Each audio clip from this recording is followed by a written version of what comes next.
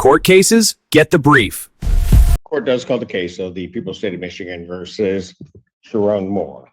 Counsel, please state your appearances for the record. Good afternoon, Your Honor. Katie Rismersky for the people. Good afternoon, Your Honor. Ellen Michaels on behalf of Sherrone Moore, who is present in court. Your name, sir? Sherrone Moore. All right, thank you. You can grab my file in the back, 'cause I don't have it. All right. Your time set for probable cause conference. What do we need to do today? I've had the opportunity to talk with the prosecutor. There is outstanding discovery that we need to have before we can proceed to exam. So we're asking to adjourn the probable cause conference for 30 days to receive that discovery. And the discovery, we're talking about our phone records and Title IX documents.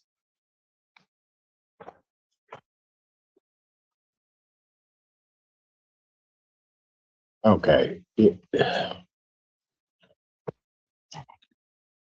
Are the people going to be in possession of Title IX documents or have access to those? I guess. It's a very good question, Your Honor. Thank My you. best understanding. I usually ask good ones, You but do. yeah, go ahead. This court always does. My best understanding in the moment is that this is not a Title IX investigation per se. My information is coming in real time, as they also say. It was a complaint apparently to the Office of the General Counsel. I have just moments before we came onto the record been informed that there is no written report. That is my best understanding. Whether or not there is some other kind of investigative information that exists has yet to be ferreted out. That effort, that process is ongoing. Ms. Michaels is correct in the aspect of phone records are being sought. All of the, just so the record is clear, all of the evidence and discovery that we have has been furnished to defense, but the investigation is ongoing. Okay. Whether or not 30 days is sufficient is a live and good question. Okay, well, and let me just make sure that I'm clear.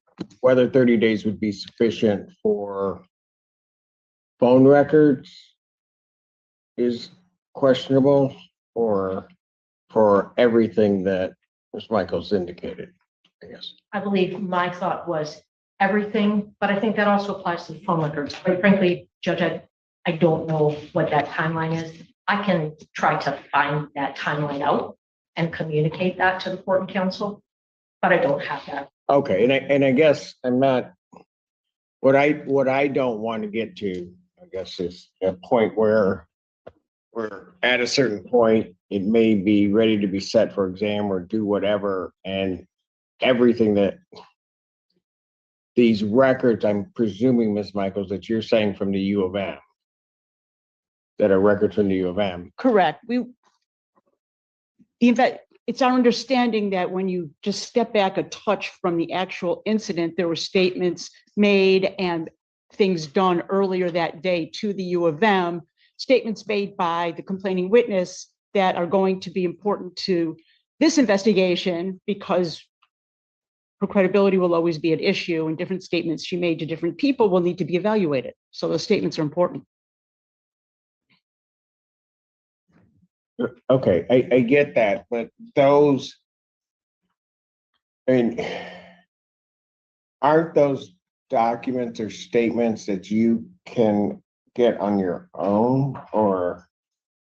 That's a great question. I can issue a subpoena if the court is willing to sign a subpoena. I will send a subpoena myself, but I do know based on the police reports that the prosecutor's office is also seeking those documents. And in my experience, documents, people are much more ready to turn over documents to a prosecutor's office than to a defense attorney.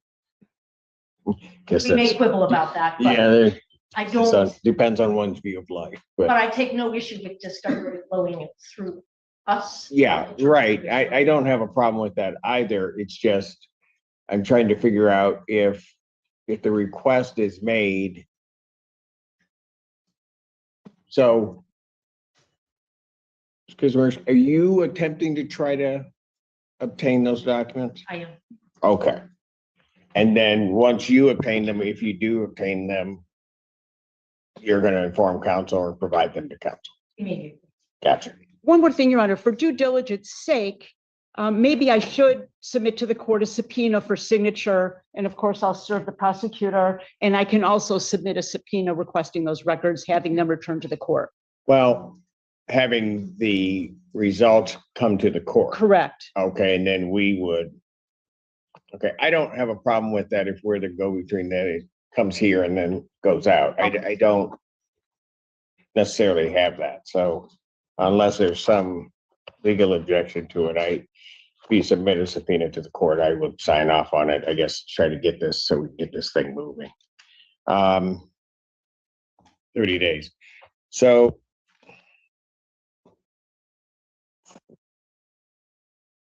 there's also, and just so that's the discovery issue. Today, I guess that was filed a motion to quash. That's correct. Earlier today, I, at the court window, filed a motion to quash the arrest warrant and a request for a Frank's hearing. I have a signed copy to tender to the prosecutor, and we will be asking for a hearing date on that motion. Okay, do you want two separate dates? I mean, how fast do you want? Well, first of all, I mean, the people have to answer. So Sure. I guess how fast do you want this? This can, And what I'm indicating to you, Ms. Michaels, is I can set the motion along with the PCC, hear it all at that time. Or I can give you a date for this separate and apart from the PCC. I would like a date separate and apart. This motion is not determinative of those records. It is prior to those records. So a date to hear this motion prior to receiving those records would be our request. Right, but I mean, presumably, actually, you're then talking about 3 hearings because there's going to have to be a hearing on the motion to determine whether or not you'd be entitled to a hearing, an evidentiary hearing. Then if necessary, I'd have to set the evidentiary hearing. And then we would also have the PCC. That is accurate. So a suggestion may be to, whatever the court desires. Oh, you don't want that. No, go ahead. Okay, that's fine. You know, this is a lot. So in the expedience, we'll leave it to the court's discretion as to how you want to set For things. that part of it, but we'll try to get through it as quickly and as expeditiously as possible. But the people have seen the motion. How long are you going to need to respond to the motion for the first part of that? So although I was aware that a motion was filed this morning, I was not served with a copy until moments ago. I have obtained a copy through the court file prior to being at this moment and have had an opportunity to begin to flip through it. I have not consumed it in its entirety. How long to respond was the court's question? Yes, for the first part of a determination as to whether or not there would even need to be an evidentiary hearing in this case. Court's pleasure, but at least a week. At least a week. Okay. And Would you like me to look? well, I even have to set it on an off day, Yeah, I was thinking like a Monday or Tuesday. on Monday, 21. Yeah, so just tell me how far. If I give it 10 days. I'm just gonna do her recent 10 days. Then just give me a week to go through everything, so around this time.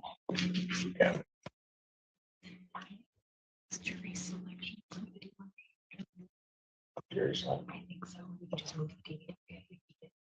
got it. Yeah, Monday. Okay. Will that work? Let me make.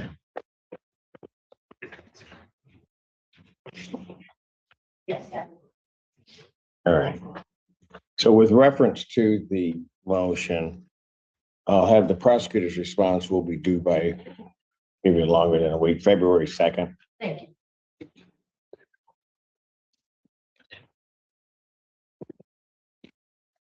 February 2nd, 2026. I will then set this for hearing on the motion.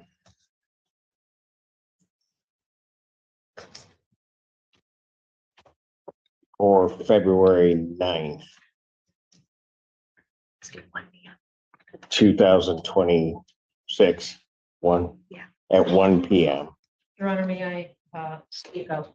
Yes, go ahead. In the moment, I have a murder case set to start on that date. That's, That may change, even within the end of the day today, that may get moved. But in the moment, that is day one of a murder. that's day one. That's not a good date for me either, Judge. You give me a date, and let's see what we can figure out. Tuesday. Well, Tuesday the 10th is not going to work if the murder trial goes. So Tuesday the 17th at 2 o'clock. Should be fine. That works for me. at what time? 2 p.m. All right. So the motion will be set for February 17, 2026. You said 2 Yes, sir. at 2 p.m. Okay, and that will be an in-person hearing. We then, in understanding that, depending on the result of that motion, there may be another date that is set. But I'm not going to deal with that at this point because a determination has to be made. So I'll adjourn the probable cause conference. Normally, I'm not really going to care about the date itself, but with all some of the logistics that come along with this case, I have to because of other docketing concerns. Will March 19th then work? I realize that's a little bit longer than what you asked for, but we're going to see each other on the 17th. And then I would adjourn this out to the 19th, hoping that all discovery, at least at that point, is clear. That works for the defense. Works for me as well. Thank you. All right. So probable cause conference will be adjourned to March 19th, 2026, 9 a.m. or as your invite indicates. Is